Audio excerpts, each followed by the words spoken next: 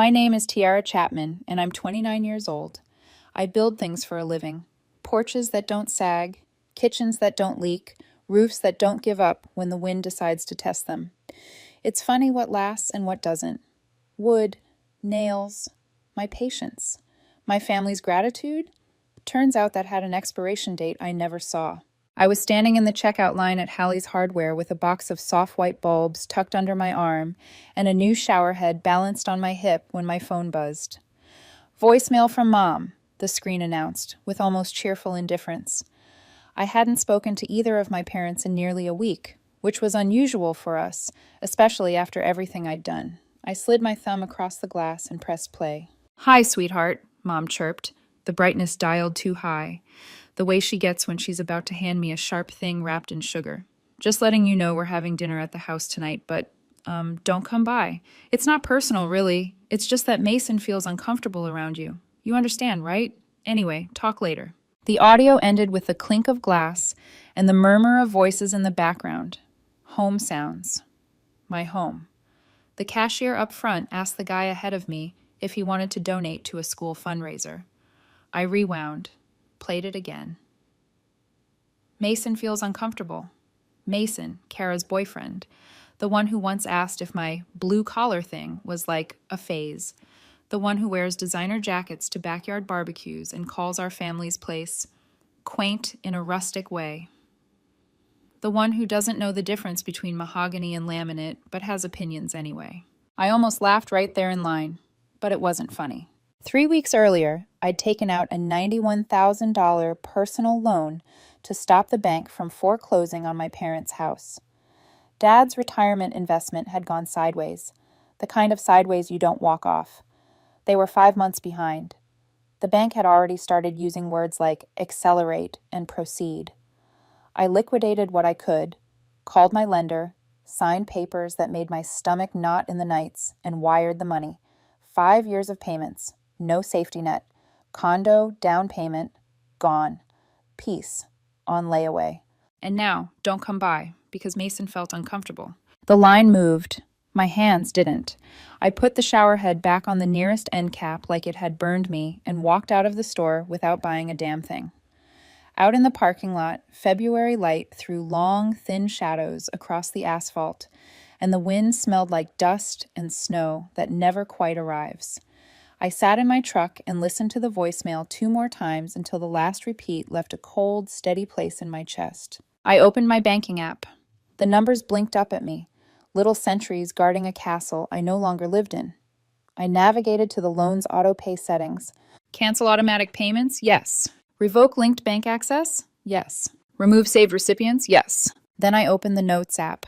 At the top, family, payments, 204 entries, mortgage top-ups, utility bills, pharmacy runs when Mom's card declined, Dad's truck repair, a phone bill that somehow kept migrating to my account, Kara's every time, groceries, the time the water heater went, a temporary gym membership for Kara that apparently renewed indefinitely. Next to each one, a date, an amount, a little check mark. I'd tracked it because I wanted to be responsible, because I believed in receipts, because I believed accountability meant someone might finally meet me halfway. My thumb hovered, then I tapped Select All, Delete. The screen went blank like a stage after the curtain falls. Silence, then the sound of my own breath. I typed a text to Mom. 3 words. Copy that, hit send.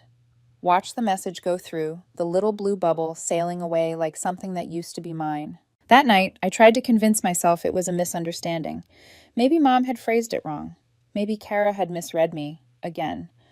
Maybe Mason had found my refusal to laugh at his jokes uncomfortable, because there's only so much faked niceness I can staple over contempt before the seams show. Maybe. I learned the truth 10 minutes later on Instagram. A story. Mom's dining room. The china I polished for Easter. The table I refinished last summer after the sun faded the varnish. Caption in a gold script filter. Family dinner nights are everything. A sweep of the camera. Dad carving a roast. Mom pouring wine. Kara's laugh, bright and high. At the very edge of the frame, my chair, empty. The chair I'd sanded and stained to match the others after Dad said buying a new set would be too much right now. I stared until the caption blurred. They hadn't even tried to hide it. I called Kara. She didn't pick up. I called Mom. Straight to voicemail. I didn't call Dad. I could already hear his voice. Don't make a scene, Tiara. You're always so intense. So I made a different kind of scene. I drove to the copy shop with the flickering open sign and fed the machine the only proof I had left. Bank PDFs, email confirmations, screenshots, every transaction record I could still retrieve from my inbox. I printed until the stack grew thick and heavy, a small brick of paper on the counter. The clerk looked at me like I was building a case. I guess I was. Back home, I slid the papers into a manila envelope. On a sticky note, I wrote, "Since you like records, here's mine. I didn't put a heart. I didn't put love. I put my initials. TC Clean. Final." The next morning, Mom's voice arrived before my coffee. "Sweetheart, about last night, don't be upset. We didn't want any tension at the table. Mason's very sensitive to negativity." I stared at the kettle as it moaned. Sensitive to negativity, not to hypocrisy, not to biting the hand that had literally paid the mortgage. "Mom," I said, keeping my voice even, "understood." "Tiara," she said, softening, "you know how your sister is. She gets overwhelmed. Mason's been such a support for her lately." Support like condescension wrapped in cologne. "I have to go," I said, and hung up before my temper did something messy. Work helped, measuring twice, cutting once, the quiet language of things that make sense. But every tap of the hammer knocked a memory loose. The night Dad called from the freeway when his engine died and I left a job site to rescue him. The afternoon Kara overdrew her account, again, and I transferred $1,900 while her voice shook with practiced panic. The week Mom texted me cryptic updates about a situation with the bank, each message ending with a hearts emoji like a Band-Aid. 6 weeks ago, Mom had run the script that finally worked. "Honey, I hate to even ask, but we're in a tight spot with the house. The bank, well, they're being unreasonable, and your father's pride, you know how he is." Her voice dropped. "It's $89,000, but with interest, closer to 91. I should have laughed. I should have said no. Instead, I stared at the down payment I'd been building for 2 years and thought, they're my parents. I thought, no one else will help. I thought, families take care of each other. I liquidated, signed, wired. The roof over their heads secured. Mom cried into the phone. Dad grunted a thank you that sounded like an apology to himself. Kara sent a heart emoji and a selfie with the caption, "Family is everything." Family is everything, until Mason feels uncomfortable. By sunset, the envelope was at the post office with tracking. I watched the clerk stamp the label like a verdict and walked out into the blue hour. A neighbor across the street was stringing fairy lights. They blinked on, warm as a wish I didn't have anymore. In my truck, I opened the loan app one more time, like a nervous tick. The cancellation of autopay sat there on the screen. Confirmed. A small relief washed through me. Not joy, exactly, more like oxygen. My phone buzzed. Kara. "Hey," she said, casual, as if we were comparing nail colors. "What's going on? Mom says you're upset." "I'm fine," I said. "Good," she said, brightening, "because Mason just doesn't want weird vibes, okay? He's really empathic. He picks up on energy." "Energy," I repeated. "Yeah, like when you're tired, that heavy thing you do?" I swallowed. "Kara," I said, "I took a $91,000 loan to keep our parents from losing their house. I haven't had a full night's sleep since. If my energy is heavy, it's because I've been holding your life up with both hands." Silence, then. "You didn't have to, Tiara. You offered." Red, a flare behind my eyes. "You're right," I said, voice low. "I offered, and I just offered something else." "What?" "Distance!" I hung up, blocked her, blocked Mom, blocked Dad. Then I opened the shared family calendar and deleted my access. Closed the emergency credit card. They said was for household essentials that somehow kept producing Uber Eats and spa charges. I sat in the quiet and listened to my apartment settle, a slow sigh through the vents. On my way to bed, I passed my workbench. My hands itched for a project. I pulled out the piece of oak I'd been saving, the one with a knot that looked like an eye. I ran my thumb over the grain and thought of the house I'd saved. The dining room chairs, the empty seat, the filtered gold caption, "Family dinner nights are everything." "Copy that," I said to the wood. to the night, to the version of me that thought obligation was the same as love. You want a distance? You'll get it. When people talk about family, they love to say it's unconditional. In mine, there were always conditions, just hidden behind polite smiles and casseroles. The morning after I blocked everyone, I woke up to a silence so pure it almost scared me. No group texts from Mom about family check-ins, no Kara voice notes filled with gossip and subtle digs, just birds, wind, and my own breath. I'd forgotten what peace sounded like. But peace has a way of feeling guilty when you've been trained to earn it. As I made coffee, memories played like reruns I hadn't asked for. Every favor that had slowly turned into a bill I was expected to pay. When I was 19, Mom asked if I could help a little with utilities until Dad's business bounced back. At 22, I co-signed the car loan because Kara needed reliable transportation for job interviews. She quit 3 weeks later. By 25, I was covering property taxes because the mail got lost again. It never stopped.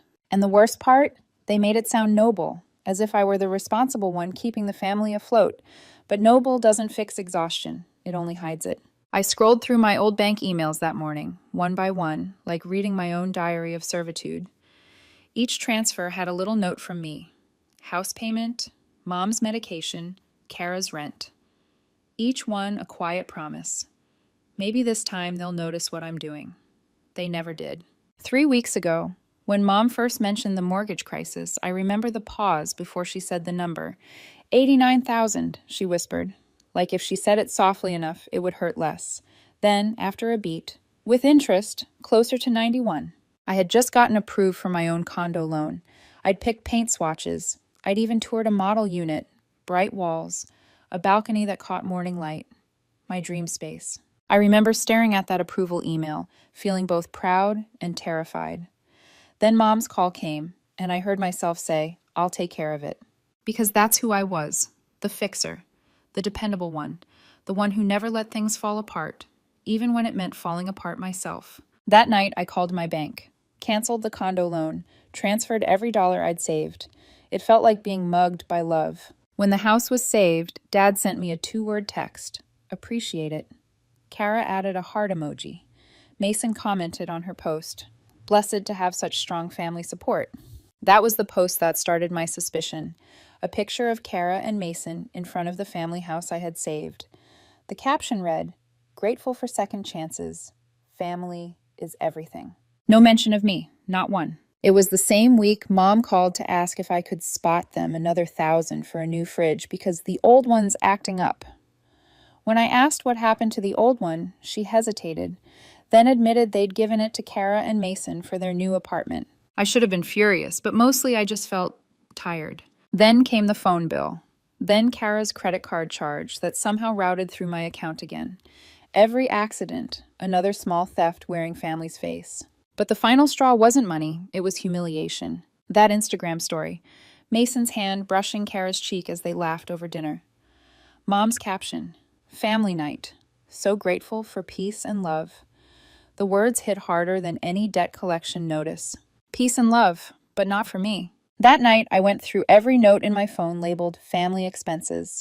204 entries, each one proof of how I'd carried them. It started simple. Mom's pharmacy, $46.28. Then Dad's tires, $324.50. Then mortgage payment, $918. It ended with loan transfer, $91,100. My thumb hovered above select all. Then I hit delete. Watching all those years vanish from the screen felt like burning a confession letter. A part of me wanted to cry. Another part whispered, now they'll finally see what they lost. The next morning, I dropped the thick manila envelope at the post office. Inside were copies of every receipt I could still find, every payment, every note, every act of quiet sacrifice. On top, the sticky note I'd written, since you like records, here's mine. The clerk stamped it. I watched it slide down the metal chute and disappear. That night, the calls began. Mom, first. Tiara, honey, what's this? These records? You're overreacting. Dad, next. This behavior isn't helping anyone. You're hurting the family. Kara's text came last. You're making things harder than they need to be. Mason says this is about your pride. Pride.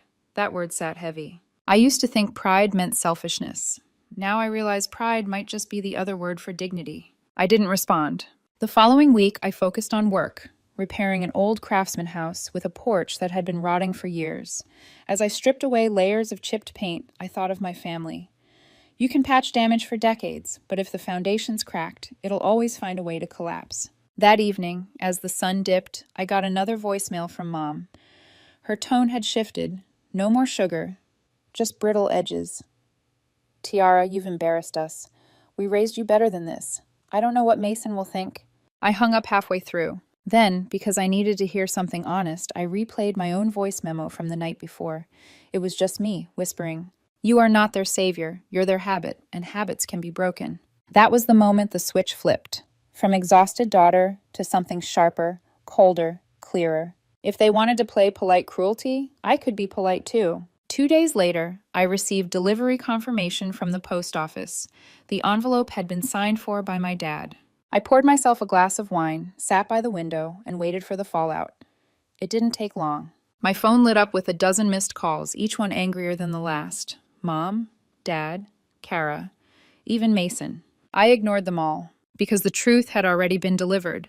And for once in my life, I didn't owe anyone an explanation. I hadn't planned on going to the house that night, but when the phone wouldn't stop lighting up, 30 missed calls, 15 voicemails, half of them from numbers I didn't recognize, I realized silence had become its own kind of noise. By the time I pulled into their driveway, dusk had folded itself around the neighborhood. The porch lights were on, warm and deceitful, like everything in that house. Through the front window, I could see silhouettes moving. Mom pacing, Dad planted on the couch, Kara flitting in and out of view like a nervous bird. I cut the engine. The hum died, leaving only the ticking of cooling metal and my own pulse. Inside my bag sat a second manila envelope, one I'd prepared days earlier but hadn't decided to use. It held my lawyer's letters, documents that would pull my name off every account, every cosign, every chain they'd quietly wrapped around me. I told myself I was just going to talk, but I think I already knew. When I knocked, Kara opened the door. Barefoot, hair in a messy bun, wearing the hoodie I'd given her 3 Christmases ago, the one she'd said wasn't her style. Her face flickered between guilt and irritation. "Wow," she said softly. "You could have texted first." I stepped past her without a word. Mom was in the kitchen, pouring wine like she always did when she needed courage. Dad was on the couch, arms crossed, remote still in his hand, like he'd paused life until I arrived. "Tiara," Mom started, her voice too bright. "Honey, let's all calm down. You didn't need to send—" "If I'm your ATM," I said evenly, "the least you could do is offer me a seat at the table." The words landed like a dropped plate. Dad scoffed, setting the remote down. "Don't start with that victim talk. You wanted to help. That was your choice." "Yeah," I said, "and now I choose to stop." Kara stepped closer, crossing her arms. "You're being dramatic, Tiara. Mason just doesn't like conflict. He's an empath." I smiled, sharp and humorless. "You mean he's allergic to accountability?" Mom's eyes widened. "That's not fair." "What's unfair," I said, my voice rising, "is saving this house and still being treated like an inconvenience. What's unfair is draining my future while you sit here pretending I'm the problem." Dad stood, the air around him shifting like a storm front. "Watch your tone." "I am," I said quietly, "and this is the last time you'll hear it in this house." I reached into my bag and pulled out the envelope, dropping it onto the coffee table between us. The papers slid out slightly, loan cancellation notice, cosign withdrawal forms, and a letter from my lawyer ending financial power of attorney. Kara blinked. "What is this?" "Freedom." Dad's face reddened as he flipped through the pages. "You pulled your name off the mortgage?" "More than that," I said. "I told the bank I'm no longer liable. They'll be in touch soon." Mom's hand trembled, wine sloshing. "We can't handle that, Tiara. The payments. You should have thought about that before you hosted a dinner in my house and told me I wasn't welcome." "It was a misunderstanding," she said quickly, her voice cracking. "Then this," I said, tapping the envelope, "is a correction." Dad's jaw tightened. "You're really going to let your family fall apart after everything we've done for you?" I laughed once, low and hollow. "Done for me? You mean manipulate me into carrying everything while Kara plays house with her influencer boyfriend? You mean never saying thank you and calling me selfish when I couldn't fund your 3rd vacation this year?" Kara mumbled. "It was just Cabo." "Stop, Kara." She did. I turned toward the door. I gave up my condo, my sleep, my peace, My 20s for this family, and you still found a way to make me the outsider. Mom was crying now. Dad was still scowling, his pride standing guard where love should have been. This was your choice too, he said. Not anymore, I replied. I reached for the doorknob. Kara's voice came small from behind me. Tiara, wait. We're blood. I turned back, meeting her eyes. No, I said softly. Blood doesn't bleed you dry, and call it love. Then I left. The night air hit like release. My hands were shaking, but my steps were steady. Behind me, the house glowed with the same warm light that used to mean home. Now it just looked like a stage I'd walked off for good. By the time I reached my truck, my phone was already vibrating again. Mom, Dad, Kara. I didn't pick up. Because the conversation was over. Because this time, the silence was mine to keep. 2 weeks passed. 14 days since I'd walked out of that house, since I'd said no and meant it. At first, the silence felt like freedom. Then it grew teeth. Every morning, I'd wake up to a phone filled with missed calls, voicemails from Mom, her tone shifting like weather, tearful one day, scolding the next. Dad's messages were clipped and cold. Call your mother, this is childish. Kara's text came at midnight. They're falling apart, Tiara. Mason says you're being cruel. Cruel. That word stuck to my ribs like glue. I'd been called a lot of things growing up. Dependable, strong, mature, practical, but never cruel. For a while, I almost believed them. Then, one night, I opened my laptop, pulled up the last loan statement, and stared at the number that would have been my responsibility, $91,000. That was the price of their peace, and the receipt of my worth to them. The next morning, I got a call from the bank confirming what I already knew. The mortgage had defaulted. I didn't even flinch. The voice on the line asked if I wanted to reinstate my portion. I told them politely, no, I'm no longer attached to that property. When the agent said, it'll go into repossession soon, I just said, I know. I hung up and poured myself another coffee. The sky outside was gray, quiet, still, merciful. That evening, I came home to find an envelope wedged under my apartment door. Inside, a handwritten note from Mom. Her script was familiar, the same looping letters she used when she left notes in my lunchbox as a kid. Tiara, we're being evicted. Are you happy now? I hope you can live with yourself after this. Your father can barely sleep. Kara cries every day. We just needed more time. I can't believe you'd turn on your own family. I read it twice, then folded it neatly and placed it on my counter. For years, guilt had been their favorite leash. This time, I wasn't wearing it. That weekend, I moved through my new apartment like a stranger, finally learning her own space. No family calendar pings. No, can you just help one more time calls. Just the hum of the fridge, the creak of the floorboards, and my own breathing. Steady, mine. For the first time in years, I slept. Not the half-sleep of waiting for another emergency, not the anxious kind where you dream of debt collectors or family drama. Real, dreamless, peaceful sleep. A week later, Aunt Donna spotted me at the farmer's market. She approached slowly, her hands full of peaches. Tiara, your mom hasn't stopped crying. I braced myself. She says she doesn't recognize you anymore. I met her eyes and said, she never really knew me to begin with. Aunt Donna sighed. They're staying with me now. It's rough over there. Your dad's pride took a hit. I nodded. It was overdue. She studied me for a long moment, then said quietly, you know, your grandpa used to say, the only people who call you ungrateful are the ones who took too much. I smiled. Sounds like something he'd say. Later that afternoon, as I was unloading groceries, a familiar car pulled up beside mine. Kara stepped out. Her face was thinner, eyes rimmed red. She looked smaller somehow, like the world had finally stopped cushioning her. We lost the house, she said, voice shaking. I nodded. I know.